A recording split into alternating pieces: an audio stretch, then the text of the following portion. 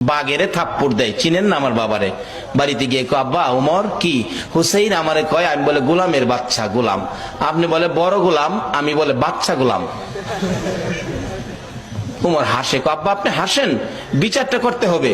উমর ডাকে, ও ও আব্দুল্লাহ, যার বিরুদ্ধে বিচার দিয়েছ তার বিচার করার ক্ষমতা আমার নাই।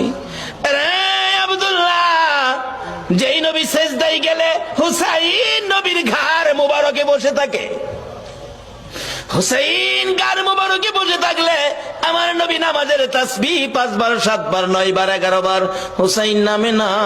নবী চাইলেন নামাইতে, কেন? আল্লাহ নি প্রশ্ন করে বসে, বন্ধু গো, নামাজের সেজদায় গিয়ে নাতি কাঁধে লইয়া পড়ে আছো, নাতি পাইয়া কি আমি আল্লাহর কথা ভুলে গেছো? চাইছিলেন ঘাট থেকে নামাবেন, এমনি সময় আমার আল্লাহ বলেন, জিবরাইল রে, আমার বন্ধুর কানে খবর দে, হুসাইন আমার বন্ধুর ঘাড়ে বসা আছে, আমি আল্লাহর কাছে বড় ভালো লাগে, যতক্ষণ পর্যন্ত হুসাইন ইচ্ছা করে না নামবে রে, ততক্ষণ পর্যন্ত যেন আমার বন্ধু সেজদায় পড়ে থাকে। এই হুসাইনের বিচার করার ক্ষমতা আমি উমরের নাই। না বাবা, বিচার করতে হবে, যাও জুমার দিন বিচার হবে মসজিদে নববীতে। উমর রাষ্ট্রপতি মিম্বরে উঠে ঘোষণা দিলেন, হুসাইন আছেন? হ্যাঁ। আমার ছেলেরে গোলামের বাচ্চা গোলাম কইছেন? হ্যাঁ কইছি।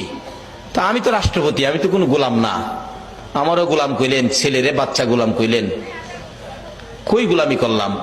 ও ইমাম হুসেইন আঙ্গুল ইশারা করে বলে, ওমর আমার সামনে বড় কথা কইেন না, আপনি কি আমার নানার গোলামি করেন নাই?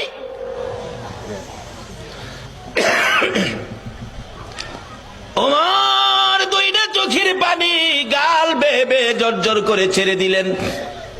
মসজিদে নববীর মুসল্লিরা রে, তোমরা কি শুনেছো হুসাইন আমাকে কি বলছে? শুনেছি। আমি বলে নবীর গোলামি করেছি। হ্যাঁ। হুসাইন পারবেননি এই কথাটা কাগজে লিখে দিতে? পারবো, আমি দেখছি যেটা পারবো না। আমার নানার গোলামি করেছে ওমর, তাই ওমরের ছেলেরে গোলামের বাচ্চা গোলাম গালি দিলাম। ওমর এই চিঠিখানি হাতে লইয়া ডাকে, মসজিদের নববীর মুসল্লিরা রে, আমি নবীর গোলামি করেছি, প্রমাণ দিয়েছে ইমাম হুসাইন, আমি ওমর আর কোথাও কোনো ভয় করি না। ওমর বলেন, হুসাইন বলেছে আমি নবীর গোলামি করেছি আর আমি ভয় পাই না, নবীর গোলাম হইয়া কবরে যাব। ও মুসল্লিরা, আমি ওমর যদি মৃত্যুবরণ করি, হুসাইনের চিঠির মর্যাদা দিলেন ওমর।